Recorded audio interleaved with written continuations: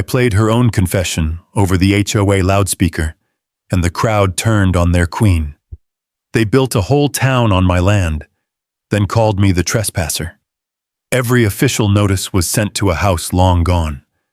I stayed quiet until I realized their homes stood on my federal dam zone. That's when I turned every page of law they twisted into the blade that cut them back. They thought they'd won, until their own rules buried them. The gravel remembered my tires before I remembered the road. It sang the old song under the truck, hiss, rattle, dust, rising in a pale ribbon that hung behind me like a ghost of every drive home I'd ever taken. The lake lay ahead, a silver strip cut into the basin of blue hills, and the cottonwoods along the inlet made their usual whisper in the afternoon breeze. I cracked the window and let it in, the cool of water, the dry bite of sage, the thin resin of sun-baked fence posts. Home had a smell, and Montana carried it the way a church carries quiet. I rounded the bend where the cedar gate used to frame the road like a picture, and my foot eased off the gas. The gate was still there, same iron hinge, same grain in the crossbar, same dents where the old steer had tested it one spring, but beyond it, everything was wrong. Roofs, a horizon of them. Cream beige shingles and stamped stucco, neat as chess pieces, running all the way to the slope above the North Cove. Driveways cut the earth like fresh scars.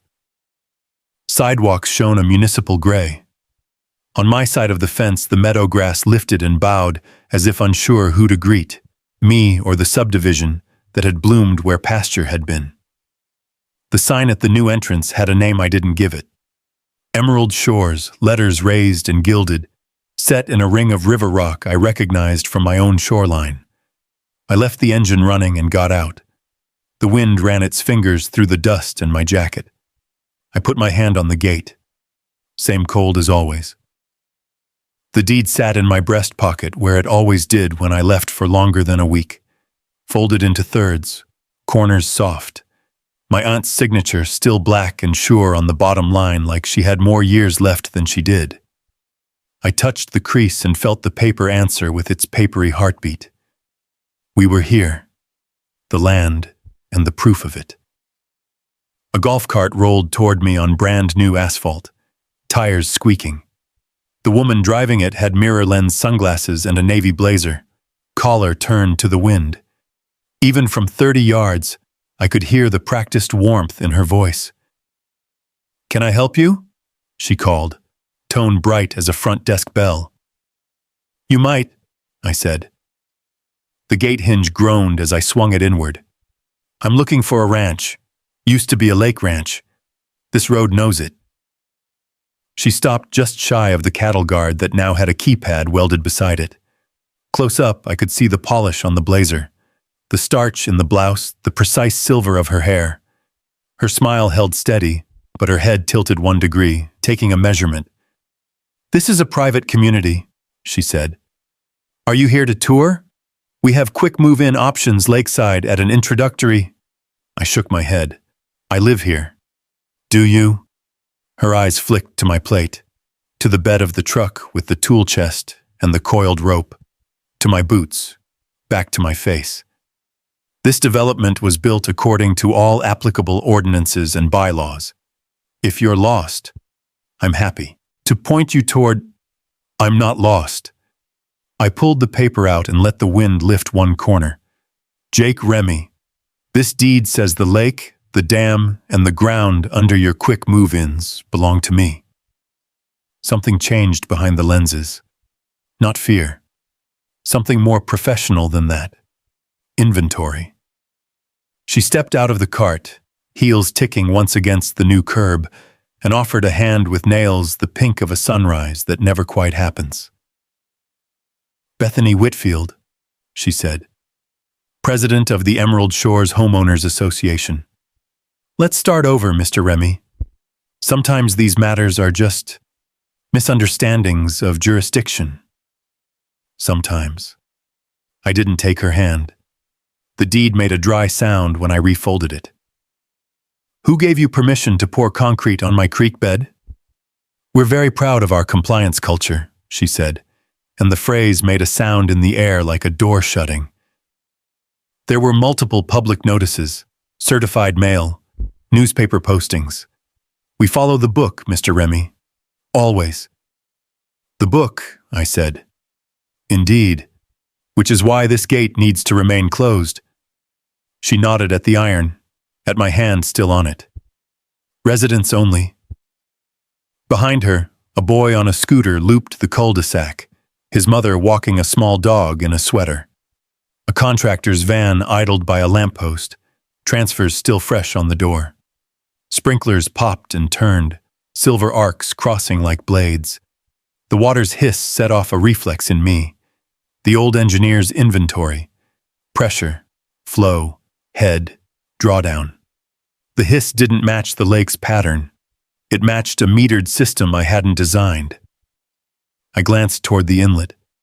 The spillway I had rebuilt 15 summers ago was still where I left it. Concrete shoulders weathered to a dull bone white, gate arm sitting low. But now a walking trail crossed the bank itself, edged with pretty stone and a tasteful sign that read, "Private access, residents only." My aunt's rocks, their letters. How many houses? I asked. Bethany's smile warmed by 1 watt. 120, phase 1. The wind pushed at her blazer and filled the silence. The cottonwoods answered with their old money rustle. I watched a sedan glide past, windows up, driver glancing at me with that quick, practiced look we give to problems we don't intend to stop for. This property line, I said, and pointed with the folded deed to the old survey stake I'd set in 2006, the one topped with the nicked cap I'd hammered myself. Did you notice it before you poured your boulevard over it? The developer followed the subdivision plan approved by the county commissioners, Bethany said. If you have concerns, you can submit them in writing. We have forms. Forms. I tasted the word, and it tasted like chalk. She glanced toward the guardhouse where a young man in a pale uniform pretended to sort something. Her tone stayed calm. I'm sure this is upsetting. Change often is, but you've been absent, Mr. Remy. We made every effort to contact the owner of record. The owner of record died on a Wednesday, I said. I buried her on a Saturday. I was in Helena filing this deed on Monday morning. Then you know how these things work. The smile again, the one meant to soothe horses and juries. If you'd like to schedule a meeting with our legal team, we can accommodate you. The deed crackled when the wind shifted, and I slid it back into my pocket, where I could feel it against my ribs. The lake lifted a breath and set it down. The smell of the water came stronger, threaded with something new. Cut sod, sprinkler iron, the too clean scent of concrete curing in spring sunlight. I could hear a nail gun down the line, rat-tat, and a radio playing a country song so bright it hurt. I built that spillway, I said softly, mostly to the water. I know how this basin breathes. Then you'll appreciate how we've beautified it, Bethany said. Trails, lighting, safety. Property values here are... I raised a hand and the words stopped like I'd closed a valve. She didn't like that. I could see it in the quick set of her jaw, the almost invisible re-aim of her shoulders. But she kept the brightness. Professionals do. By the book, I repeated. By the book, she said. I know that book, I said. I helped write parts of it, and I know when someone is reading a paragraph they never earned. The boy on the scooter flashed past, laughing. The lake blinked with light. Far out, a fish rose and made a circle that widened and broke on the shore's stones. My aunt would have stood with her hands on her hips and said something gentle and final all at once.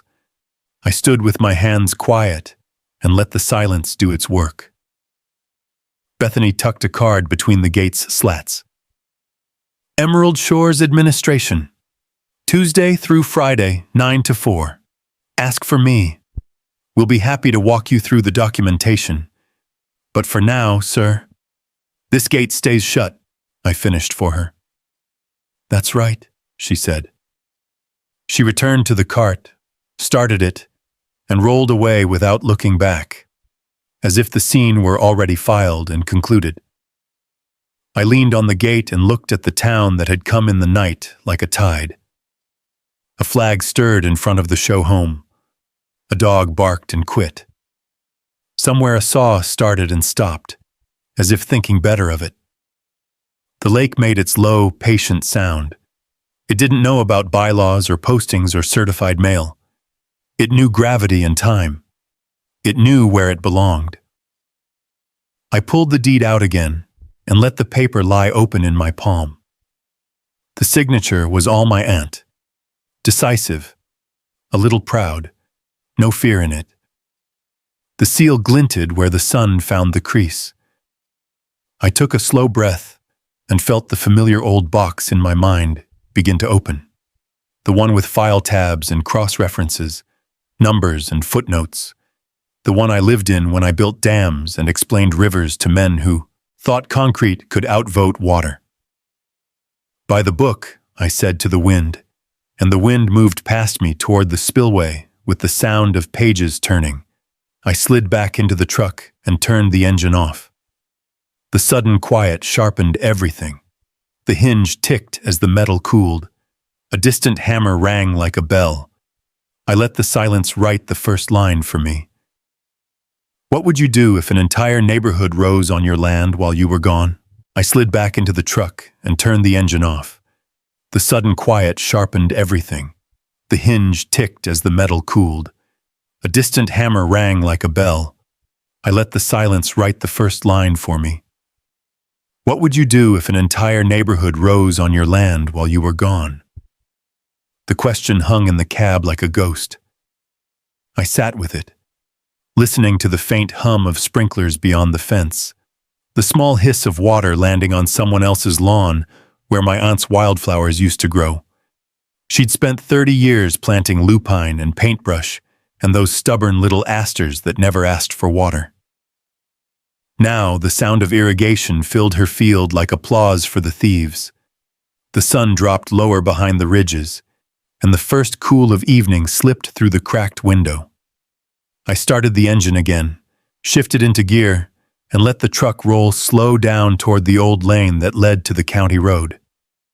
Every dip and rut still lived in my memory, but the road had been cut off halfway, replaced by smooth asphalt that led to a guardhouse. The kid inside the booth didn't look old enough to shave. He glanced up from his phone and straightened when he saw me approach. "Evening, sir. Residents only past this point." "I'm not a resident," I said, "but I own the land you're sitting on." He blinked, uncertain, like I'd spoken a foreign language.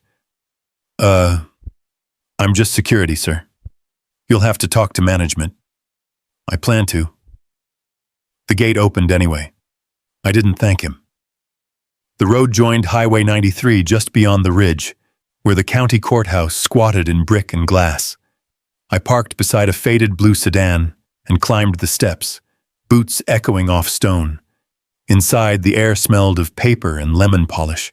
A fan spun lazily above the clerk's desk, rattling its chain with every turn.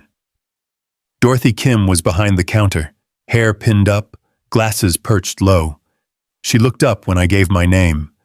Her eyes narrowed with the kind of recognition that comes from too many years in the same small county. "Remy," she said, pulling a file drawer open with a sigh. "I thought that name would come back around. You're Margaret's nephew?" "I am." She was a good woman, always kept her papers straight. Dorothy flipped through folders, nails tapping the tabs. "You said you're here about Emerald Shores?" I didn't say the name, but yes. Her eyes softened. "Then I'm sorry." She laid a file on the counter.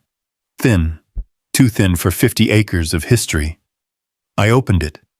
Inside were photocopies of survey plats stamped with dates from last year, an HOA incorporation certificate, and a notice of development approval signed by the county commissioners.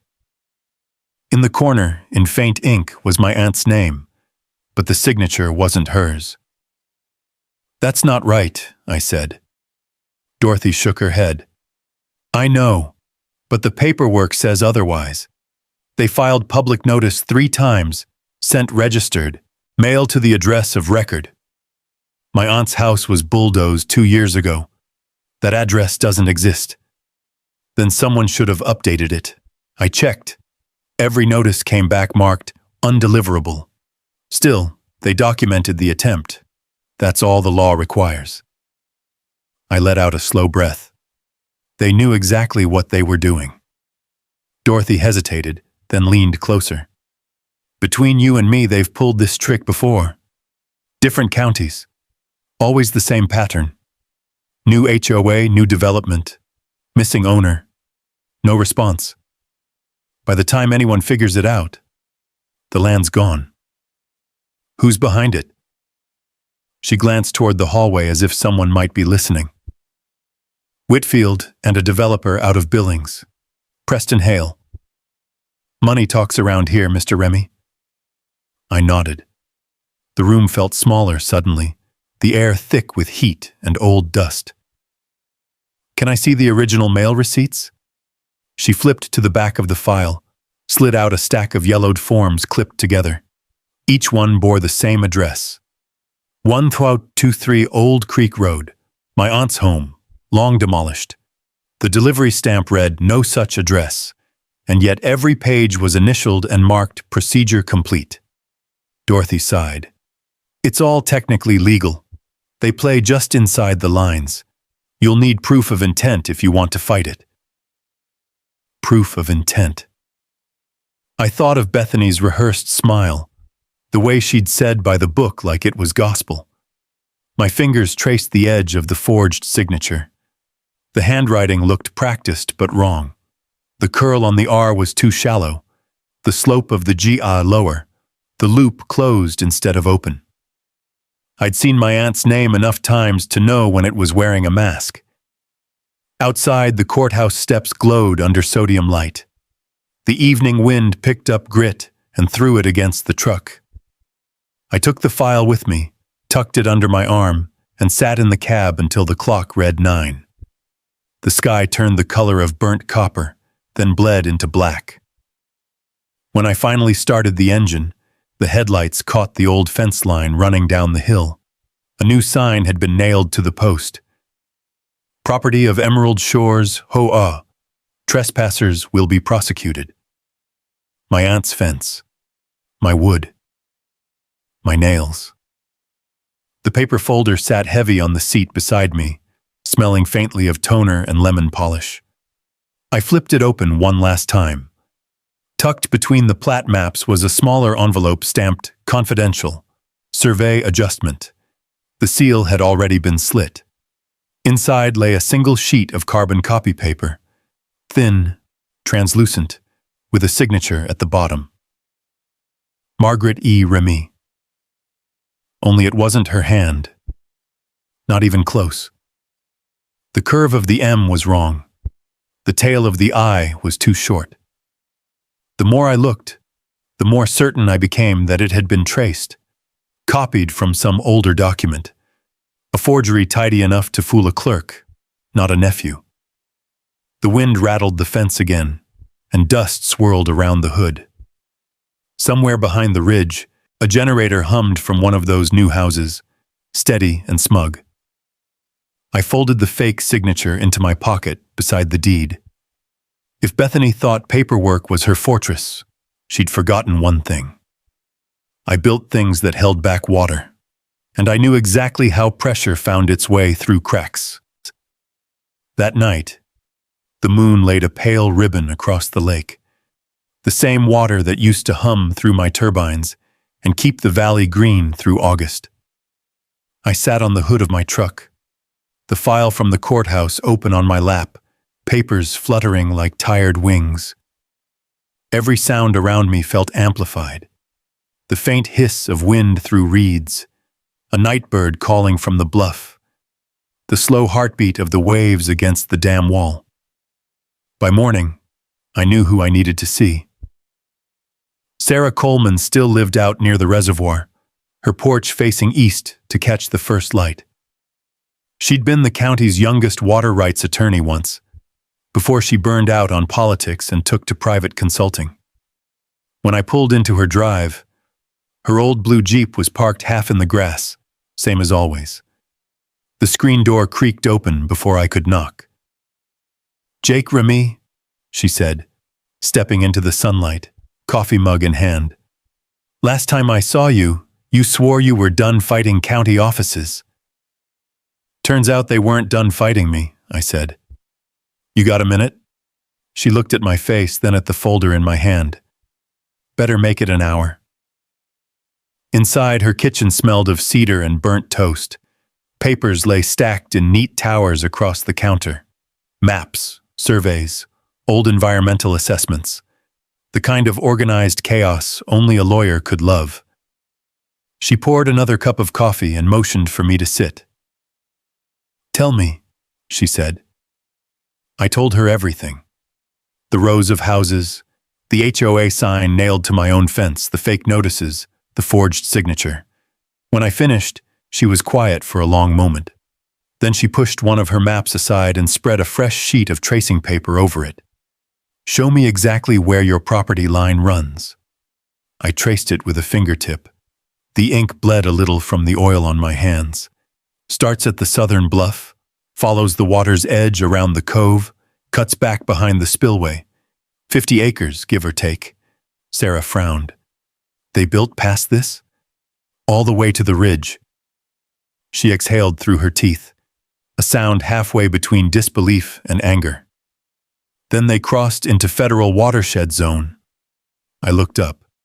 Meaning the moment they laid a foundation within 100 feet of that spillway, they entered Army Corps jurisdiction.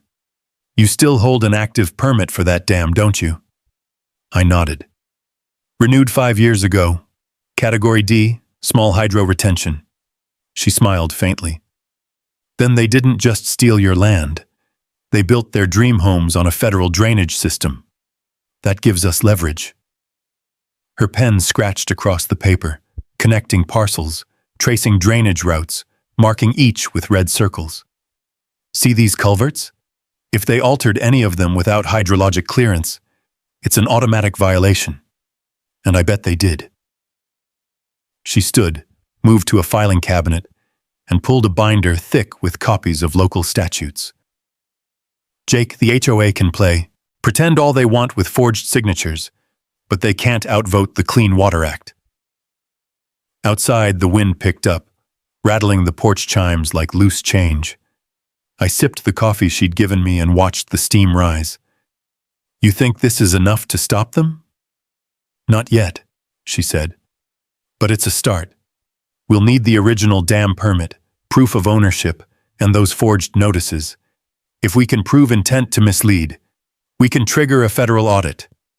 That'll freeze every sale in that development until it's resolved." The idea felt dangerous and clean all at once, like the moment before you open a sluice gate. "You in?" I asked. Sarah smiled. "I haven't had a good fight in years."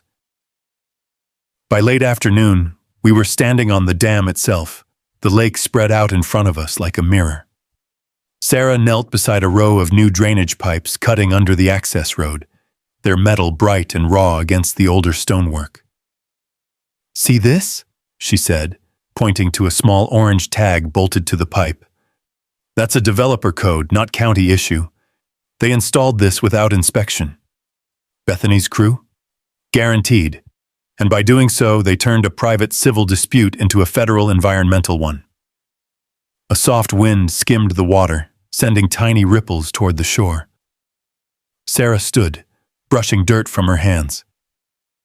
"If that HOA thinks it's untouchable, they just built their castle on government land.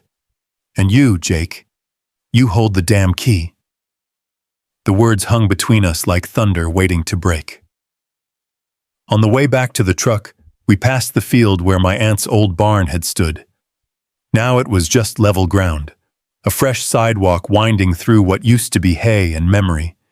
A young couple jogged past, earbuds in, smiling politely as they went. They had no idea the land beneath their running shoes was contested, an argument written in dirt and law. Sarah stopped and turned toward the lake. "I'll draft the notice of violation tonight," she said. "We'll send copies to the county, the Corps, and the HOA board. Once they get that, everything stops. Sales, permits, loans. It'll all freeze." "What happens when they come after me?" I asked. She met my eyes, steady as still water. "Then we show them what real compliance looks like."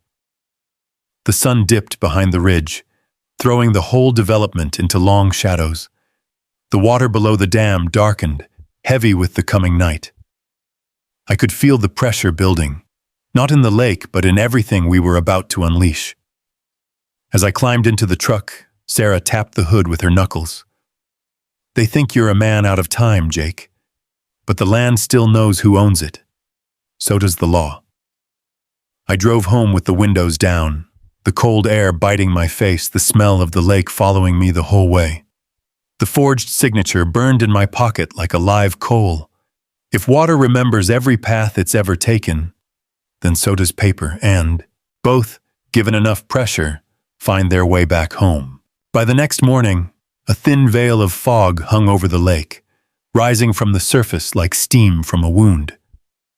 I poured coffee into a metal thermos, tossed Sarah's legal draft onto the passenger seat, and drove toward the county building. The road wound past new mailboxes and identical beige porches, 120 houses standing like a well-trained army. The air smelled of cut grass and asphalt. Beneath it all, I could still taste the old earth, the one that used to belong to me. The courthouse parking lot was nearly empty, except for one silver sedan parked crooked across two spaces. A young woman sat inside, engine off, fingers drumming on the steering wheel. She looked up when I passed and gave a quick nod, then climbed out. Brown hair, neat blazer, too much tension in her shoulders. "Mr. Remy?" she asked. I turned, one hand on the door handle. "That's right." She glanced around before speaking again. "My name's Dorothy Kim. We met at the records office." I remembered her calm eyes from 2 days earlier, the way she'd warned me about the HOA's games. "You said they'd done this before." She hesitated, biting her lip.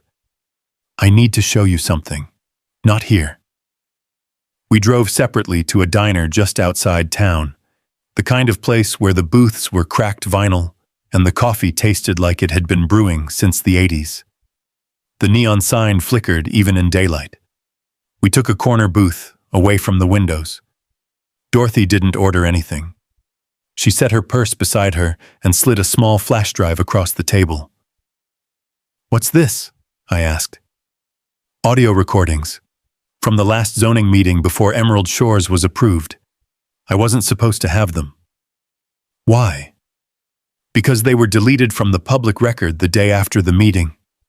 She looked at her hands. "Bethany ordered it, said the files were corrupted, but I backed them up. I knew I'd need them one day." The waitress poured coffee into my cup and shuffled away. I turned the flash drive over in my hand. "What am I going to hear?" Dorothy's voice lowered. "You're going to hear Bethany laughing about sending legal notices to dead owners, about knowing your aunt had passed, but still using her address. She calls it dead mail. Says it's her favorite kind. Cheap. Quiet. Final." For a moment, the diner noise, the clinking cups, the hum of the fridge, fell away.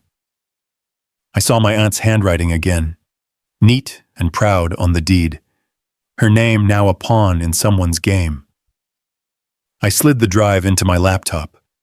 The screen glowed blue, then black. A file labeled Zoning Hearing Audio 3.mp3 opened with a click. Static, then voices. A man. "So, Ms. Whitfield, all properties have been properly notified?" Bethany's voice, smooth, amused. "Oh, yes. Even the ones that don't answer anymore." Laughter followed, muffled and cruel. Another voice asked something I couldn't make out. Then Bethany again. If the dead don't claim it, the living will. That's how progress works. The file ended with a chair scraping, someone saying, "Delete that," and the faint click of a recorder shutting off. Dorothy exhaled. Now you know why I couldn't stay quiet. I looked at her. You're risking your job. I already lost it, she said. They let me go last week. Said my department was being restructured. We sat in silence for a moment, the coffee between us growing cold. Outside, a pickup rumbled past, trailing dust across the sunlit windows. I copied the file onto my laptop and ejected the drive. Thank you, Dorothy. She nodded, eyes bright with something between fear and relief. If they find out I gave that to you, they won't, I said. And if they do, I'll make sure you're protected. She smiled faintly. You sound like her. Who? Your aunt, Margaret. She fought for this county long before anyone realized what she was up against. I paid for the coffee and left a tip big enough to draw a double take from the waitress. Outside, the sky had turned sharp and blue. The fog burned away. I drove back toward the ranch, the flash drive burning a hole in my pocket. The road curved along the bluff above the dam. At the base of the hill stood my aunt's old barn, or what was left of it. Half the roof gone, boards gray and splintered. I parked beside it, dust rising around the tires. Inside, the light came in through cracks like blades, slicing through the air thick with straw and memory. I found the old drafting table beneath a tarp. The legs were rusted, but the top still held faint blue pencil marks from when I'd mapped the spillway years ago. I unrolled Sarah's diagrams beside them. The lines matched perfectly. The old watercourse intersected the new housing footprint like veins under thin skin. When I lifted the tarp again, something heavier clanged against the concrete floor. A steel case, military issue, the kind my aunt used to keep her field maps in. Inside, I found blueprints stamped U.S. Army Corps of Engineers, 1973. The ink had faded, but one section was still legible. Subsurface water channel. Private easement rights retained by owner. Not county, not state. Owner. My pulse quickened. The HOA hadn't just trespassed. They'd built directly on a federally recorded easement tied to my family's name. I sat back on my heels, dust floating in the sunlight. Somewhere beyond the barn, I heard the faint hum of machinery, construction still going, hammers tapping rhythmically, unbothered by the storm building just below their feet. When I stepped outside, the wind carried a chill that smelled of rain and lake water. I looked down toward the dam and saw the reflection of rooftops shimmering where wild grass once grew. Bethany thought she'd buried the past under concrete and bylaws, but paper remembers, and I had just found the proof. The morning after I uncovered those blueprints, the sky broke open with wind. Dust moved across the valley in long gray ribbons, and the lake shivered under a hard current. I left the barn door swinging and drove straight to Sarah's office with the metal case riding shotgun beside me. Her office sat above an old feed store downtown. The smell of alfalfa and paper filled the stairwell as I climbed. Sarah was hunched over a stack of folders when I walked in. Without a word, I placed the case on her desk and snapped it open. She leaned forward, eyes narrowing as she studied the yellowed sheets. Army Corps easement rights, dated 73, signed by your grandfather. Jake, this changes everything. I figured it might, I said, setting my coffee on the edge of her desk. They didn't just trespass. They built on a federally protected channel. The HOA can't touch that without a clearance from the Corps. She flipped through the documents like a card dealer. And I bet they never filed for one. Between this, the forged notices, and Dorothy's recording, we've got them cornered. I nodded toward her legal pad. Let's sharpen the knives. Sarah smiled faintly. 3 blades, she said, echoing a phrase I'd once used to describe dam design. The triple redundancies that kept a structure from failing. One to cut through the red tape, one to stop the bleeding, and one to finish the job.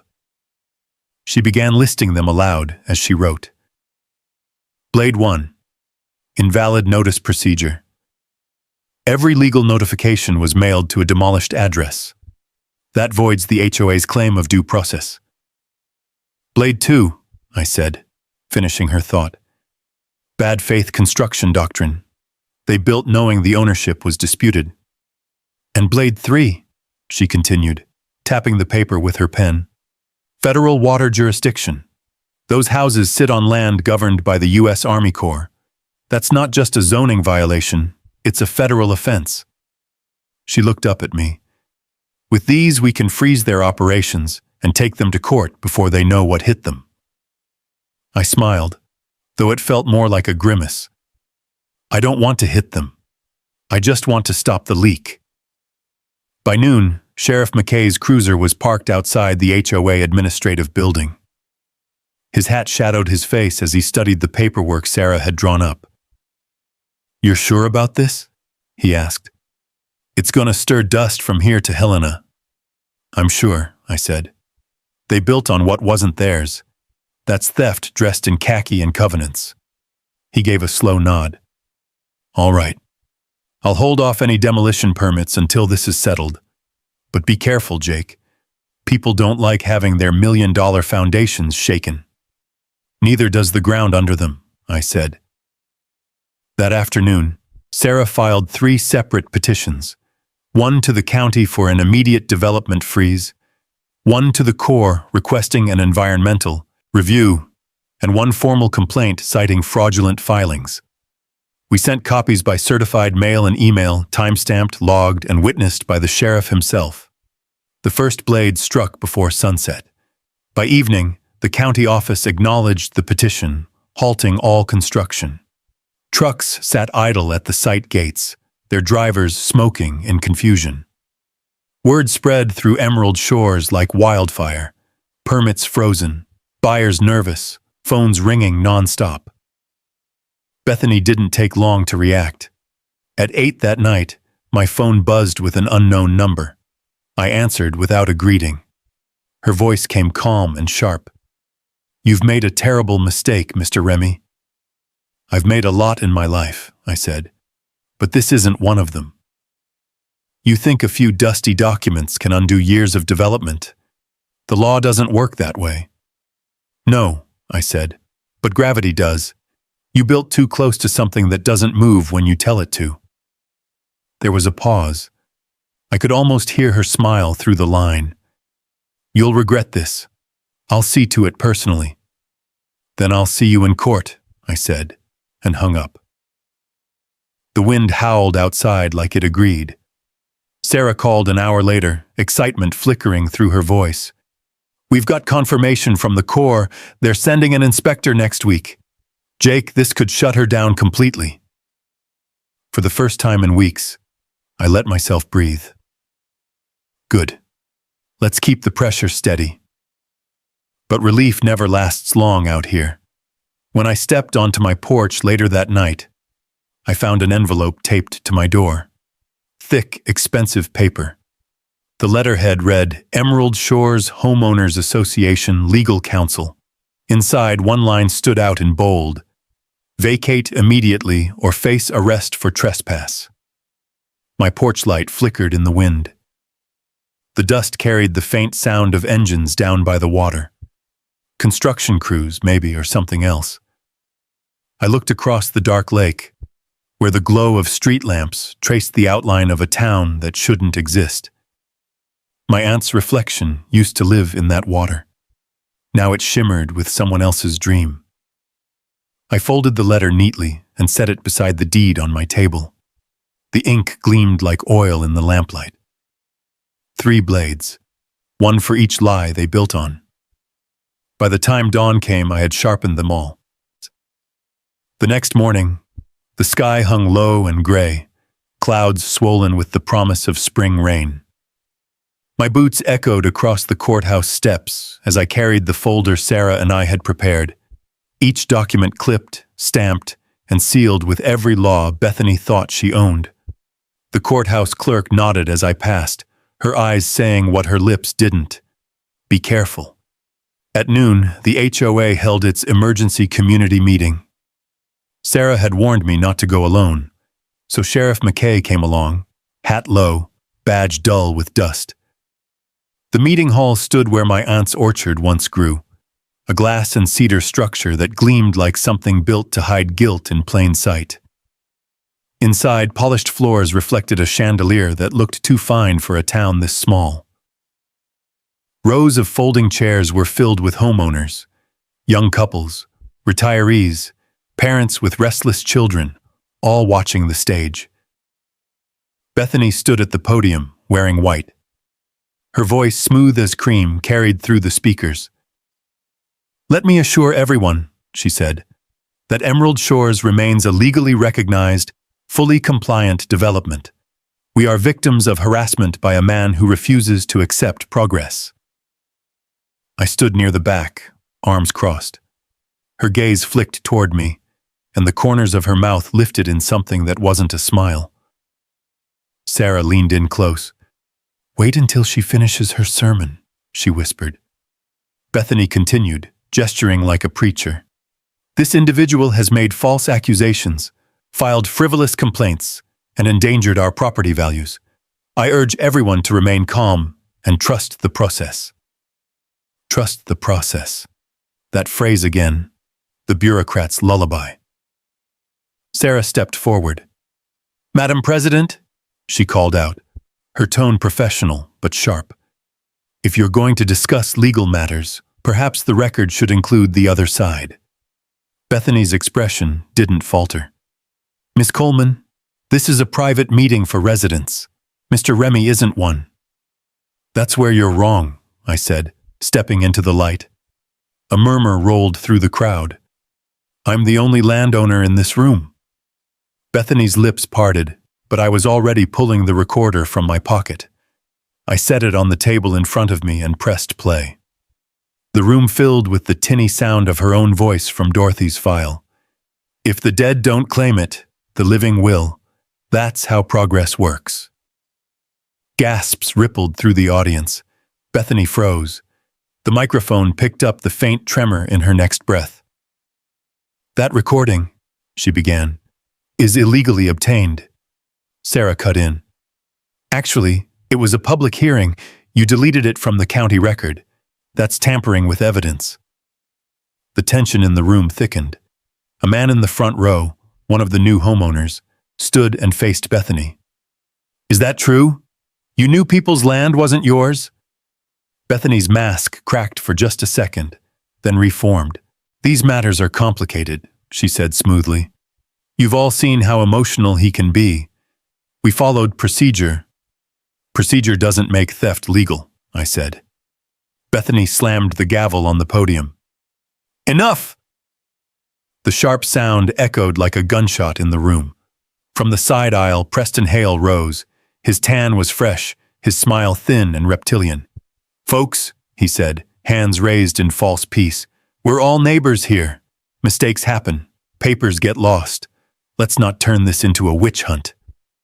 Sarah turned to him. "Papers didn't get lost, Mr. Hale. They were forged." She handed a printed page to the crowd, my aunt's falsified signature, enlarged for all to see. The whispers grew louder, angry now. Preston's smile faltered. Bethany reached for the gavel again, but Sheriff McKay stepped forward, placing a hand on the podium. "You might want to let them speak, ma'am," he said. "You're under county injunction until this gets sorted." For the first time, Bethany's composure broke. Her face flushed as she turned toward me. "You think you can come back here and destroy what we built?" I met her eyes. "You already did." Sarah laid the final folder on the podium, a notice of the Federal Review triggered by the Army Corps. The seal on the letterhead shone gold under the fluorescent lights. "Effective immediately," she read aloud. Construction and sales at Emerald Shores are suspended pending investigation into potential violations of the Clean Water Act. The room fell silent. Even the HVAC hum seemed to stop. Bethany looked out over the residents, but their faces had changed. Where she once saw admiration, now she saw doubt and fear. Preston whispered something to her, jaw tight. I couldn't make out the words, but I saw her nod once, slow. Then, through gritted teeth, she said, "Meeting adjourned." As she stepped down, she brushed past me close enough that I caught the scent of her perfume, sharp, artificial, and cold. "You won't win," she murmured. "I've buried better men than you under paperwork." "Then you'd better dig deeper," I said, "because I'm not under it yet." Outside, the storm finally broke. Rain came hard, drumming against the metal roof, running in silver streams down the polished glass. Through the downpour, I saw Bethany climb into her black SUV beside Preston. She said something, and he nodded. Then they drove off toward the lake road, tires hissing in the water. Sarah stood beside me under the overhang, the injunction papers tucked against her chest. "She won't stop," she said quietly. "I know," I said, "but neither will I." The thunder rolled across the valley like the voice of the old dam itself, deep, patient, inevitable. The rain didn't quit until midnight. By then, the power flickered twice, then held, casting the room in a pale, electric glow. I sat at my desk, going through every document, every map, every signature again. Outside, the storm softened to a drizzle, the sound of the drops tapping steady against the tin roof. That was when the message came through. Anonymous number. Just one line. "They're moving everything tonight." I didn't need to ask who sent it. Dorothy had been watching the HOA offices for days, feeding me scraps from inside. I texted back one word. "Where?" A few seconds later, the reply. "Construction yard by the dam. Trucks. 2 a.m. I grabbed my coat and the old camera I used for engineering surveys. It wasn't much, but it had a night lens and timestamp. Sarah called just as I was heading for the door. "You saw it too?" she asked. "Yeah, they're making a run for it. I'm already on my way." By the time I reached the ridge overlooking the lake, fog clung low to the ground like breath on glass. Down below, lights bobbed in the mist, headlamps, flashlights, the shape of men moving between storage containers. Engines idled. The rhythmic clatter of pallets hitting metal echoed across the water.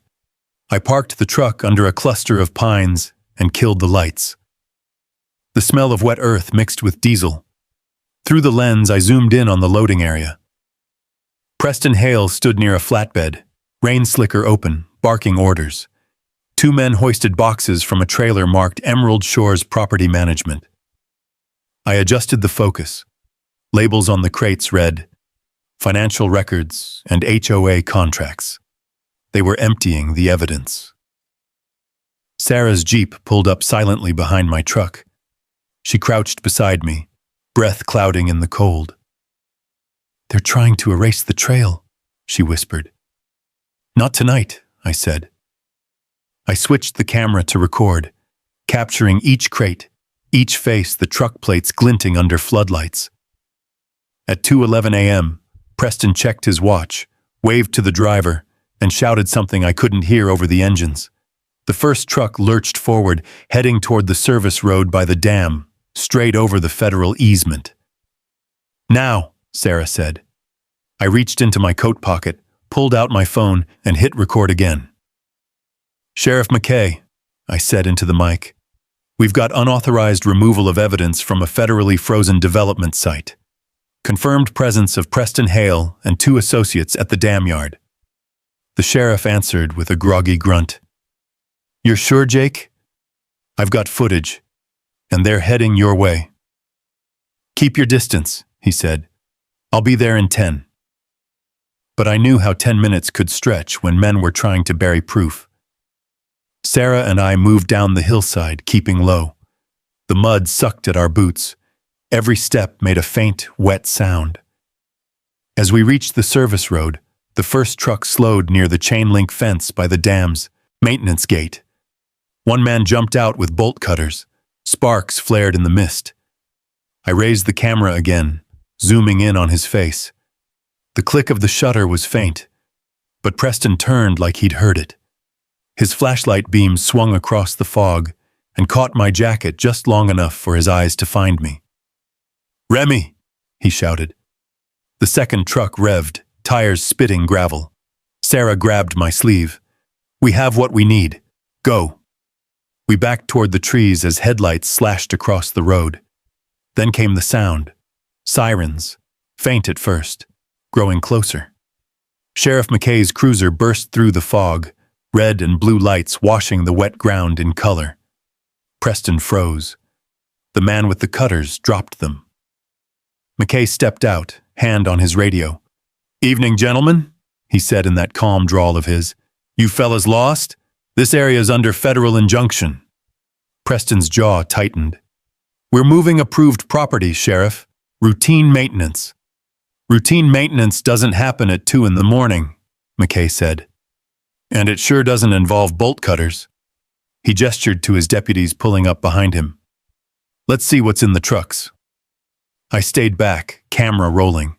When they pried open the first crate, the top layer held reams of paperwork, financial ledgers, invoices, sealed contracts. Beneath that, a folder stamped, "Project Clean Sweep." McKay flipped it open under his flashlight. The first page was a proposal. Demolition of Phase 1 housing. Replacement with a luxury resort complex. Sarah read over his shoulder. "She was planning to condemn the homes," she whispered. "Use the environmental claim to force everyone out, buy it back cheap, and rebuild."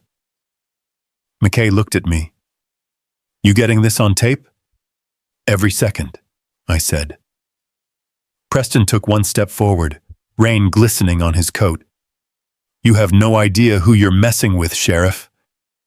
McKay's hand rested on his belt, steady. "I do, son. A man with more money than sense." Before Preston could answer, the second truck's driver slammed his door and sped off toward the highway. Mud sprayed like gunfire behind his tires. McKay's deputies moved fast, blocking the exit, but the truck vanished into fog. "Let him go," McKay said. "He'll have to surface sooner or later." Lightning flared, lighting the dam and all its scars. For a moment, the water below looked like molten glass, reflecting the red-blue strobe of the cruisers. The wind carried the smell of ozone and wet steel. Bethany wasn't here, but her fingerprints were on every box. By 3 a.m, McKay had cataloged the evidence, sealed the crates, and called in federal custody. I stood by the guardrail watching the mist drift over the spillway. Sarah joined me, arms folded tight against the cold. "You realize what we just did?" she said. "Yeah," I said. "We didn't just stop her trucks. We stopped her escape plan." She smiled faintly. "So, what's next?" "Next," I said, "we make sure she runs out of road." Somewhere behind us, a deputy shut the last truck door with a heavy metallic clang. It echoed across the valley like the sound of a lock turning. As dawn crept in, the rain eased. The clouds lifted from the lake, revealing the still water below. I could see my reflection there, tired, wet, but standing on the right side of the line again. And in that silence, broken only by the slow churn of the dam, I knew the storm had only just begun. 3 days later, the courthouse filled with the low buzz of reporters, local families, and more lawyers than this town had ever seen. The Federal Review had fast-tracked a public hearing, and Judge Ramirez had agreed to preside over an emergency injunction session. Outside, the flag whipped in the wind. Inside, the air smelled like old paper and polished wood. Sarah stood beside me at the plaintiff's table, her legal pad covered in notes, She wore her old field boots under her black suit, claiming they were lucky. I didn't argue. Sheriff McKay sat a few rows back, hat in his lap, keeping a watchful eye on the crowd. Dorothy had shown up too. Quiet as always, but I caught her nod as I passed. It steadied me. Across the aisle sat Bethany Whitfield, pristine as ever in her cream jacket and string of pearls. Preston Hale sat behind her, whispering into her ear, his face drawn and pale. Their lawyer, a man named Burrows, oiled and smooth, adjusted his tie like he was about to sell the jury a bridge. Judge Ramirez entered, and the murmurs fell away. He had a reputation in this part of Montana. Tough but fair, a man who valued land and law in equal measure. When he spoke, his voice carried the weight of stone. This court will hear case number 24-117, Remy versus Whitfield and the Emerald Shores Homeowners Association. I glanced down at the folder in front of me. 3 blades. 3 truths. That was all we needed. Sarah began the opening argument. Your Honor, the defendants constructed 120 homes on land they did not own. They did so using fraudulent signatures, expired notary stamps, and a deliberate failure of notification. Furthermore, the development extends into a federally regulated watershed connected to a dam operated under Mr. Remy's active permit. Burrows rose smoothly. Your Honor, the plaintiff is mistaken. All procedures were followed. My clients acted in good faith, based on records filed legally with the county. Ramirez lifted an eyebrow. And those records included notices sent to an address demolished 2 years prior? Burrows hesitated, his jaw working. We were unaware of that demolition. Sarah didn't miss her cue. Then you were negligent at best, criminal at worst. A quiet ripple of reaction passed through the crowd. Ramirez turned to Bethany. Ms. Whitfield, as president of the HOA, were you aware that the address in question was no longer valid? Bethany clasped her hands. Your Honor, I relied on the information provided by our development partners. Any oversight was unintentional. Sarah pressed forward. Then let's talk about intent. She reached for the recorder and hit play. The courtroom filled with the sound of Bethany's own voice from the deleted zoning meeting. If the dead don't claim it, the living will. That's how progress works. Gasps erupted. Someone muttered, That's her. Bethany's color drained. That's taken out of context, Shi-Tun said quickly. Ramirez leaned forward. I've heard enough context to know arrogance when I hear it. Sarah placed the next document on the judge's bench, the forged signature. Expert analysis confirms this was copied from an earlier deed. Same ink flow, identical pressure points, trace marks along the tail of the G. Burrows started to object, but Ramirez held up a hand. Counselor, you may want to reconsider your line of defense before you sink your client any deeper. Preston shifted uncomfortably behind Bethany. His cufflinks caught the light, trembling as his hands did. Sarah took a breath and delivered the final strike. Your Honor, these are the permits for the dam and surrounding watershed, issued to Mr. Remy and renewed under federal authority. The Emerald Shores development sits squarely inside that protected boundary. Every foundation poured, every drainage pipe installed was a violation of federal law. A hush followed. Even the court reporter stopped typing for a second. Ramirez tapped his pen thoughtfully. So, the homes were not only built on someone else's land, they were built on restricted terrain. And yet, this HOA claimed authority to enforce rules over it. He looked directly at Bethany. How do you justify that? Bethany's composure finally cracked. You don't understand, she snapped. We built a community. We brought value to this county. He left this land to rot. I stood. My voice came out low, steady. My aunt didn't leave it to rot. She left it to breathe. There's a difference. For a moment, nobody moved. Then Ramirez nodded once. Proceed with evidence submission. We presented photos from the night at the dam, Preston's trucks, the crates marked financial records, the Project Clean Sweep folder. McKay's deputies had logged every timestamp, every plate number. Sarah summarized it perfectly. They tried to wash their crimes away. We simply followed the current. Burroughs whispered furiously to his clients, but Ramirez wasn't listening. He was writing something on his notepad, slow and deliberate. Until a full ruling can be issued, he said at last. This court orders all HOA assets frozen and places the Emerald Shores development under federal review. Gasps, murmurs, the sound of pens scratching. Bethany's head snapped toward me. You think you've won? She hissed. You've just declared war on the entire system. I met her glare evenly. No, ma'am. I just reminded the system that it answers to law, not ego. The gavel fell with a heavy crack that echoed off the high ceiling. Outside, the afternoon sun broke through the clouds, catching on the courthouse windows like water against stone. Sarah packed her files, smiling faintly. That was blade number 2, she said. What about the third? I asked. Her eyes glinted. That comes next, when the law turns on its maker. I looked back toward the lake, the reflection of light on the courthouse glass rippling like waves. Bethany might have lost the battle, but I could feel her gathering again in the distance, like pressure behind the dam, and I knew before this was done, something would give. The week after the injunction, the town moved like it was holding its breath. Construction stopped. The smell of wet cement turned to dust and silence. For the first time in months, I could hear the sound of the lake again, steady, calm, as if it had been waiting for me to listen. But I knew better. Still, water hides deep current. Sarah called early one morning. She filed a counterclaim, she said. On what grounds? Defamation.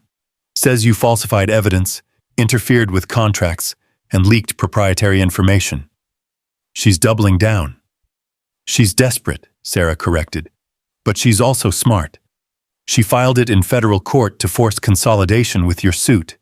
If we can't prove bad faith beyond any doubt, she might stall this for years. Then we'll prove it, I said.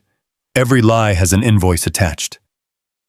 By noon, we were back in the courtroom. Judge Ramirez sat taller than usual, his robe dark against the wood panels. We reconvened to address counterclaims, he began. Counsel, proceed. Bethany's lawyer rose, voice oily smooth. Your Honor, my client seeks relief from a coordinated smear campaign.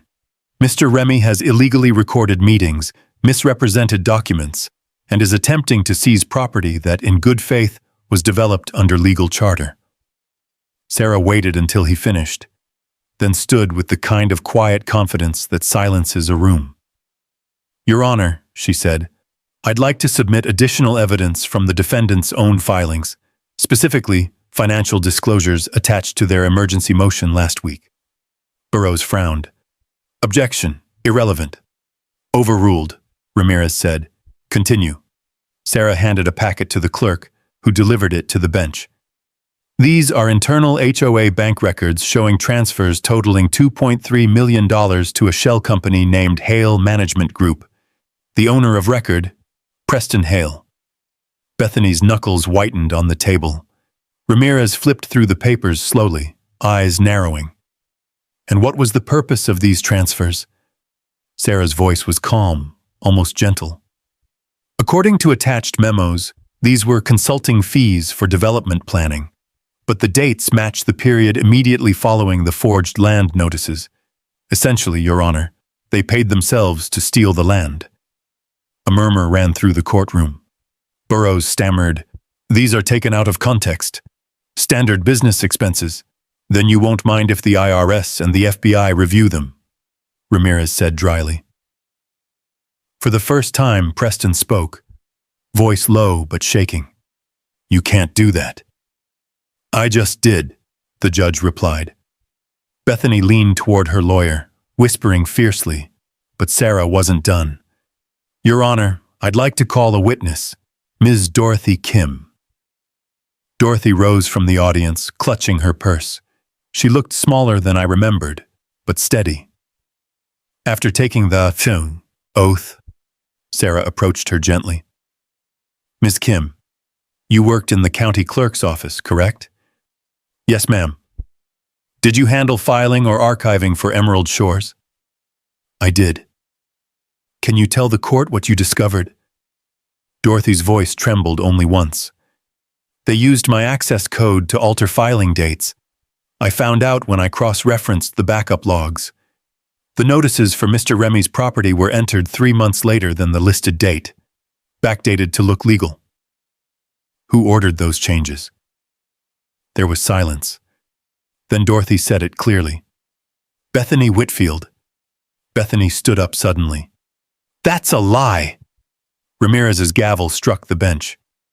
Sit down, Ms. Whitfield. Sarah let the silence breathe before she continued. Your Honor, we submit the audit trail showing the altered timestamps and user credentials. Every keystroke is there. Burroughs slumped back, rubbing his temple. Bethany's face had gone pale, her eyes sharp as glass. You think this means you win? She said, voice rising.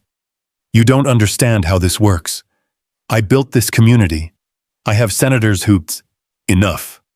Ramirez's voice cracked through the room. Counselor, control your client. Ms. Whitfield, you will refrain from making threats in this courtroom. But the damage was done. The air had shifted.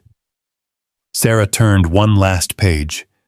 Your Honor, under the precedent of Whitmore versus Henderson, 1896, a case you're very familiar with, structures built on private land without the owner's consent, and in bad faith, revert in ownership to the landholder. Ramirez's eyes met hers. Yes, I am familiar. She continued, each word deliberate. Therefore, every house, every streetlight, every mailbox constructed on Mr. Remy's land legally belongs to him. A stunned hush filled the room. Even the court reporter paused mid-keystroke. Bethany's mouth opened, but no sound came out. Preston whispered something to her, but she shook him off, trembling. Ramirez adjusted his glasses, voice measured. The court finds substantial evidence of fraudulent conveyance, falsified records, and willful misrepresentation. Effective immediately, ownership of all improvements within the disputed boundary is transferred to the rightful landowner, Mr. Jake Remy. The gavel fell once, solid as the sound of a lock turning. I exhaled for the first time in what felt like hours. Sarah rested a hand on my arm, steady and proud. Bethany rose, eyes blazing. You can't do this, she shouted. You'll destroy everything. Ramirez looked at her. No, Ms. Whitfield. You already did. Outside the courthouse, sunlight broke through the clouds. Reporters shouted questions. Cameras flashed, but their noise seemed distant. I could only hear the wind over the water, the faint murmur of the lake below. Sarah turned to me. So what now? I looked toward the horizon where the roofs of Emerald Shores gleamed, like a field of gold I never asked for. Now, I said quietly, I give it back the right way. She frowned. You're going to keep the houses? I shook my head. No, I'm going to return them to the people who were lied to. But first, we make sure the ones who lied face everything they tried to bury. Behind us, Bethany's car door slammed. The sound echoed off the courthouse steps like a final warning. The law had turned, just as Sarah promised, and this time it wasn't Bethany holding the blade. Weeks passed before the dust settled. The papers came through, stamped and final. Ownership transferred, injunction upheld, assets seized. Every inch of Emerald Shores now sat in my name. The reporters called it poetic justice. The homeowners called it chaos. To me, it felt like a ledger finally balanced. though the ink was written in years of quiet patience. The lake changed after that. The water ran clearer, the dam gates finally humming like they used to. I'd forgotten how steady that sound could be. Constant, forgiving. Most days I'd sit on the old dock with a thermos of coffee and watch the morning light move across the surface. You could almost believe nothing had ever happened. But peace doesn't come from forgetting. It comes from doing the hard thing once and then doing the right thing after. Sarah came by with the final paperwork one afternoon. "That's it," she said, handing me the folder. "Deeds reissued, HOA dissolved, assets liquidated. What about the people who bought homes in good faith?" "We've arranged a trust," she said. "You can sell the properties back to them, fair value. The proceeds will pay for the environmental restoration." I nodded. "Then that's what we'll do." She smiled. "I knew you'd say that." We walked the ridge above the lake as the wind pushed low waves against the shore. From up there, you could see the whole development spread below. Rows of quiet houses, roofs still gleaming from new shingles, yards beginning to grow wild without the HOA's constant pruning. It looked human again. Imperfect, a little unkempt, but alive. Sheriff McKay joined us later, leaning against his truck with that familiar, easy calm. "Bethany and Preston cut a deal," he said. "She pled down to falsification and mail fraud. He's turning state's evidence. Guess even snakes know when to shed skin." "Jail time?" I asked. "Bethany's looking at 18 months, maybe less. Fines, restitution. Her reputation's done, though. No HOA board will touch her again." "Good," Sarah said softly. "Let the law finish what she started." McKay tipped his hat to me. "You did something rare, Jake. You fought him with paper instead of fire." I looked back toward the dam. "Sometimes paper holds more weight." He chuckled. "Ain't that the truth?" When they left, the valley fell quiet again. The evening light slanted gold through the cottonwoods. The sound of frogs rose from the reeds, steady and familiar. I walked down to the waterline, boots sinking in the damp soil. The reflection of the houses shimmered on the surface, soft as watercolor. I thought of my aunt, her handwriting on the old deed, the way she used to hum while fixing the pump near the spillway. She'd believed land wasn't something you owned. It was something you cared for until the next hand took over. I'd failed to protect it once. I wasn't going to fail again. A few days later, I hosted a gathering by the lake. No podiums, no speeches, just neighbors and coffee, kids running barefoot, laughter echoing through the air that used to hum with argument. Dorothy came, carrying a pie and a shy smile. "Feels different now," she said. "Quieter," I replied. She nodded. "Quieter's good." By sunset, the water caught fire with color. Orange, rose, the kind of red that only happens when a storm's long past. I walked to the end of the dock and watched it fade, the surface smooth as glass. Somewhere out there, beneath the reflection, the dam's gates kept doing their work, holding balance between too much and not enough. Sarah joined me, her boots soft on the wood. "You ever think about leaving?" she asked. "Sometimes," I said. "But then I look at this water and remember, it's got my name written under it." She smiled. "You ever going to build again?" "Maybe," I said. "But next time, I'll make sure no one mistakes it for theirs." The sun slipped behind the ridge, the last light brushing across the lake. The air smelled of cedar and rain, the earth breathing easy for the first time in years. I looked down at the reflection, mine, then the lake's, both still. "They built a town on my land," I said quietly, more to the water than to her. "And I built justice on theirs." A wind rose across the valley, stirring ripples that caught the fading light. The lake moved, alive again, whispering over stone. The lake remembers everything, the weight of lies, the sound of truth, the moment paper turned to proof. And tonight, it remembered peace. Sometimes justice doesn't come fast, but it comes steady, like water finding its way through stone.